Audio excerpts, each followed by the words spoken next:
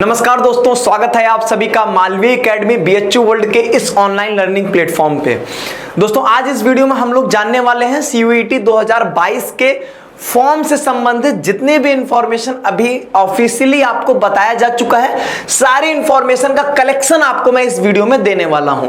इसमें मैं आपसे बात करूंगा कि फॉर्म कब आने वाला है, फॉर्म आप कब तक भर सकेंगे, फॉर्म में कितना आपको पेमेंट करना पड़ेगा, कौन कौन से डॉक्यूमेंट्स आपको जरूरी होंगे फॉर्म को भरने के लिए, साथ ही साथ आप कितने यूनिवर्सिटी के लिए अप्लाई कर सकते हो, कैसे आप यूनिवर्सिटी और कोर्सेज को सेलेक्ट कर पाओगे, सारी बातें हम लोग इस वीडियो में, फॉर्म से संबंधित सारी जानकारी इस वीडियो में आज हम लोग आपको एक साथ जो है वो कलेक्टिव फॉर्म में दे देंगे। ठीक है, तो वन बाय वन हम लोग चीजों को शुरू करते हैं। सबसे पहले हम लोग यहां पर देखते हैं आपका जो फॉर्म है वो आपको 6 अप्रैल को आ जाएगा। 6 अप्रैल से लेके 6 मई के बीच में आप अपने फॉर्म को भर सकेंगे। 6 मई आपकी लास्ट डेट होगी पेमेंट करने की।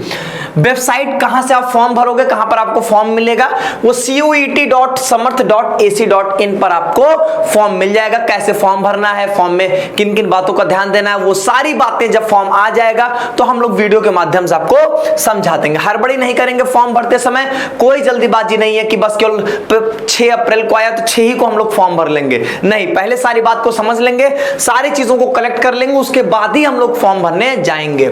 यहां पर बात करते हैं हम लोग डॉक्यूमेंट की, कौन कौन से हमें डॉक्यूमेंट जरूरी होंगे। सबसे 2 मैंडेटरी चीजें, वो है ईमेल आईडी और फोन नंबर। आप सही ईमेल आईडी और सही फोन नंबर जरूर अपने फॉर्म में फिल करेंगे ताकि जो भी आगे की इंफॉर्मेशन हो वो आपके, एक बात जान लीजिए, आप जो ईमेल आईडी जो फोन नंबर दोगे वही आपके up to counselling, up to admission तक वही ईमेल आईडी और फोन नंबर पे सारी इंफॉर्मेशन भेजे जाएंगे और सारी चीजें वहीं से होंगी। इसीलिए ये गलती से भी आप गलत नहीं करोगे। और इतना ध्यान में रखना कि आगे के 5-6 महीने तक आप इस ईमेल आईडी और इस फोन नंबर को यूज करते रहेंगे, आपके कनेक्ट आप उससे जरूर रहेंगे। इसके अलावा आपको क्या चाहिए, इसके अलावा आपको देखिए यहां पर फोटोग्राफ और सिग्नेचर चाहिए। जैसा कि आप जानते हो हर एक फॉर्म में फोटो और सिग्नेचर की आवश्यकता पड़ती है। यहां पर फोटोग्राफ से संबंधित एक बात मैं समझा देता हूं, आप पुरानी फोटो को छोड़ दीजिएगा, नई फोटो जाइएगा, आराम से खिंचवा लीजिएगा, उसी स्टूडियो के पास खिंचवा के वहीं पर उससे सॉफ्ट कॉपी भी ले लीजिएगा कि जो कि आप अपलोड करेंगे। उसी से कह दीजिएगा कि भैया हमको इतने केबी की, इतनी साइज की फोटो दे दो, वो आपको दे देगा। क्या केबी की होगी, क्या साइज की होगी, वो सारी चीजें हम लोग बता देंगे जब आपका डिटेल्ड में जानकारी दी जाएगी। वहां से फायदा क्या होगा, आप एक साथ 20-25 कॉपी ले लोगे। यहां पर मान लीजिए आपको अभी पर कुछ भी हार्ड कॉपी की जरूरत नहीं है, सिंपली आपको स्कैन्ड कॉपी अपलोड करनी है। लेकिन आगे चल के आपको हार्ड कॉपी की भी जरूरत पड़ेगी, तो वो अगर आपके पास 20-25 रहेगा तो अप टू काउंसलिंग तक कोई इशू नहीं आएगा। क्योंकि एक बात से आप हमेशा परेशान हो जाओगे, आगे की जो भी चीजें होंगी उसमें कहा जाएगा कि जैसा कि आपने एप्लीकेशन फॉर्म में फोटो अपलोड किया था वैसा ही आप फोटो जो है यहां पर प्रोड्यूस करोगे। बस आप एक टेंशन में आ जाओगे अगर आपके पास फोटो एक्स्ट्रा नहीं रहेगी तब। ठीक है, तो ये काम करिएगा। यहां पर अगला इन्होंने कहा कि कुछ सर्टिफिकेट्स जो हैं वो आपको अपलोड करने पड़ेंगे, जिसमें इन्होंने बोला कैटेगरी सर्टिफिकेट है आपका, या अगर आप फिजिकली चैलेंज कैंडिडेट है तो आपको अपना वो सर्टिफिकेट प्रोड्यूस करना पड़ेगा। बीपीएल का क्लास 10 12th के सर्टिफिकेट्स प्रोड्यूस करने पड़ेंगे। अब यहां पर एक बात ये भी आएगी, कई बच्चे कहेंगे सर अभी तो हम 12th अपीयरिंग है, इस बार तो हमको बोर्ड का पेपर देना है, तो कहां से मैं 12th का सर्टिफिकेट दे दूंगा। टेंशन मत लीजिए, जो डॉक्यूमेंट्स आपके पास रहेंगे बस उतने ही अपलोड करने पड़ेंगे।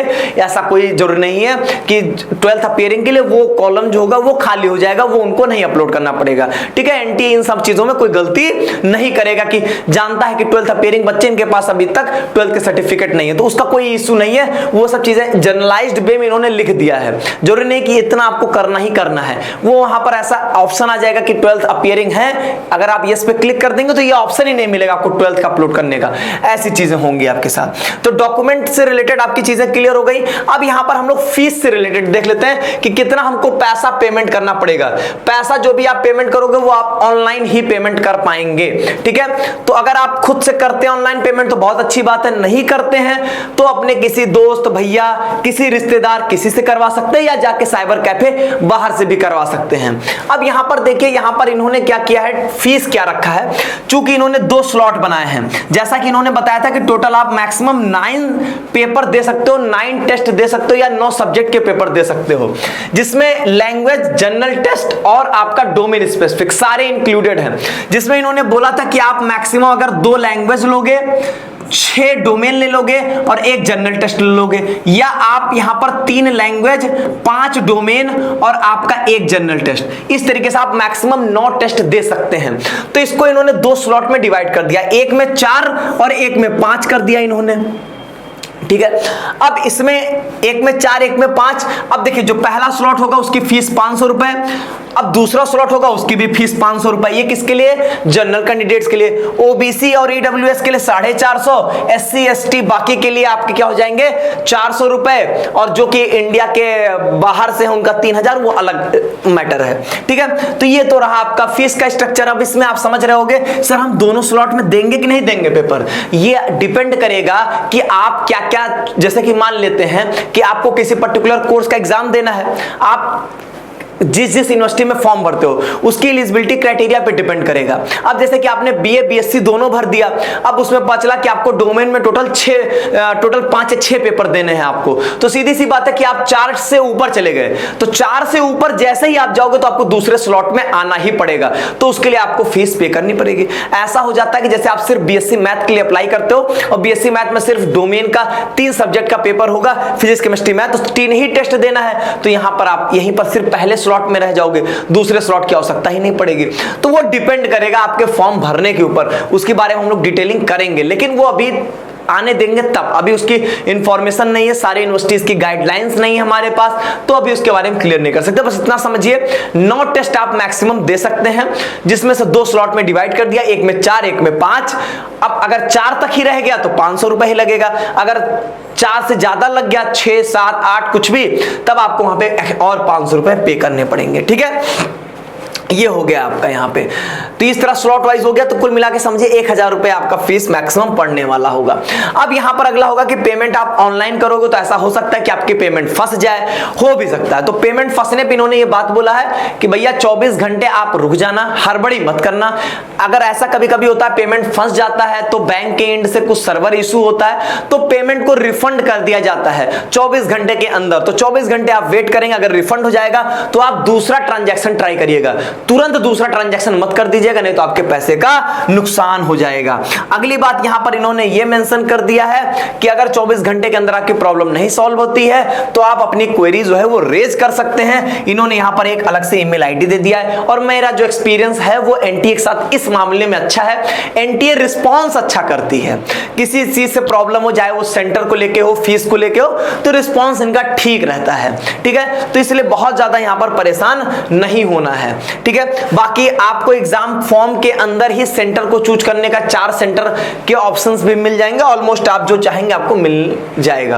अब एक बहुत बड़ा क्वेश्चन यहां पर यह आता है कि कितने यूनिवर्सिटी में हम अप्लाई कर सकते हैं, क्या नंबर ऑफ यूनिवर्सिटीज ज्यादा अप्लाई कर देंगे तो कोई नुकसान है, नंबर ऑफ कोर्सेज ज्यादा अप्लाई कर देंगे तो नुकसान है, या पैसा ज्यादा लगेगा, ऐसी कोई भी बात नहीं है। आप जितने मन चाहो उतने यूनिवर्सिटी में अप्लाई कर सकते हो, जितने कोर्सेज में चाहो कर सकते हो, बस ये ध्यान दोगे कि 9 टेस्ट के ऊपर आप नहीं जा सकते हैं, ठीक है। टोटल उससे ज्यादा आपको नहीं देना है, ठीक। पहली बात ये, और अप्लाई तब कर पाएंगे जब उस पर्टिकुलर यूनिवर्सिटी के एलिजिबिलिटी क्राइटेरिया को फॉलो कर रहे होंगे। अगर किसी यूनिवर्सिटी ने कह दिया कि भैया देखो आपका 12th में 50% मार्क्स होना चाहिए, अब आपके मार्क्स ही नहीं आ रहे हैं, आपके मार्क्स है 45%, तो आप एलिजिबल ही नहीं हो, तो उस यूनिवर्सिटी में अप्लाई नहीं कर सकते हो। तो इस बात को आप ध्यान देंगे कि जिस यूनिवर्सिटी में आप एलिजिबल हैं उन सारे यूनिवर्सिटी में आप अप्लाई कर सकते हैं, सारे यूनिवर्सिटीज को आप सेलेक्ट कर सकते हैं, और किसी यूनिवर्सिटी को सेलेक्ट करने की कोई क्राइटेरिया नहीं होगी कि पहले नंबर पर हम बीएचयू को रखेंगे फिर ड्यू को रखेंगे, ऐसी कोई प्रायोरिटी ऑर्डर नहीं होगा। आप जो चाहो वो अप्लाई कर सकते हो। बाद में एग्जाम दोगे, सीयूईटी का स्कोर कार्ड मिलेगा, उस स्कोर कार्ड को हम लोग पर्टिकुलर यूनिवर्सिटी में at a time of counselling जो है वो यूज करने वाले रहेंगे, ठीक है। तो वो सब कोई दिक्कत नहीं है। अलग अलग फॉर्म बिल्कुल भी नहीं भरना है आपको, बिल्कुल गलत बात है। अलग अलग नहीं, सिंगल फॉर्म भरेंगे, चाहे जितना कोर्स के लिए भरना हो, चाहे जितने हमारे यूनिवर्सिटी के लिए फॉर्म भरना हो, हम लोग फॉर्म 1 भरेंगे, फॉर्म 1 से ज्यादा आपके बिल्कुल भी नहीं भरे जाएंगे। और इसका आंसर है कि चाहे जितना आप अप्लाई कर सकते हो, बस बशर्ते एक दिक्कत आएगी, आपको एलिजिबिलिटी क्राइटेरिया को चेक करना पड़ेगा, उसके बिना आप चीजों को आगे प्रोसीड नहीं कर सकते हैं। अगली बात है कि क्या फॉर्म में करेक्शन होगा, तो पहली बात आपके तरफ से, आपके एंड से ये कोशिश होनी चाहिए कि कोई भी मिस्टेक हम ना कर दें फॉर्म भरते समय। लेकिन अगर आपसे कोई मिस्टेक हो जाती है तो करेक्शन के लिए आपको समय दिया जाएगा। आप पर्टिकुलर टाइम में करेक्शन जो भी आपसे गलती हुई उसको सही कर सकते हैं। लेकिन मेरा यही कहना होगा, आराम से फॉर्म भरें, थोड़ा समय लेके भरें, लेकिन गलत ना भरें। ये नहीं कि करेक्शन में सही होगा ही तो तब सही कर लेंगे, ये आपके अंदर भावना नहीं होनी चाहिए। बाय मिस्टेक कोई गलती हो जाएगी तो आपको ये करेक्शन के लिए समय देंगे, ठीक है, लेकिन इसके ऊपर डिपेंड नहीं रहना है। अगला होता है कंफर्मेशन पेज। जब आप फॉर्म भर लोगे, फीस पेमेंट कर दोगे, तो आपके पास एक कंफर्मेशन पेज मिल जाता है एप्लीकेशन फॉर्म का। तो वही कह रहा है कि इस कंफर्मेशन पेज को आपको अपने पास रख लेना है, कहीं उसको भेजना नहीं। कई लोगों को लगता है बाई पोस्ट एनटीए को भेज देना है, नहीं भेजना होता है, अपने पास उसको सुरक्षित रख लीजिए। नहीं भी रखते हैं, पीडीएफ फॉर्म में रखते हैं अपने मोबाइल में सेफली, वो भी अच्छी चीज है। और सबसे ज्यादा सेफ चीज यही होता है कि आप पीडीएफ सेव कर लीजिए और उसको मेल कर लीजिए किसी को भी। मेल पर पड़ा रहेगा, आपके ड्राइव पे पड़ा रहेगा, तो उससे ज्यादा सेफ जगह कहीं नहीं होती है, ठीक है। तो इस तरीके से आपको इतनी ही बातें आपके काम की यहां पर बताई गई हैं। फॉर्म से संबंधित जितनी भी ऑफिशियल न्यूज अपडेट्स अभी तक थी, ऑफिशियल मतलब एनटीए की तरफ जितनी बातें बताई गई थी, सारे बातों को मैंने कलेक्टिव फॉर्म में आपको बता दिया, ठीक है। बाकी अगर आपके मन में अभी भी कोई डाउट हो, बाकी 6 अप्रैल को जब चीजें स्टार्ट हो जाएंगी तब तो यार खुले रूप से हम लोग हर एक चीज को बता सकेंगे, तब कोई इशू ही नहीं आएगा। चलिए आज के वीडियो में बस इतना ही रखते हैं, मिलेंगे आपको नेक्स्ट वीडियो में कोई नई अपडेट के साथ, नई इंफॉर्मेशन के साथ। बहुत बहुत धन्यवाद।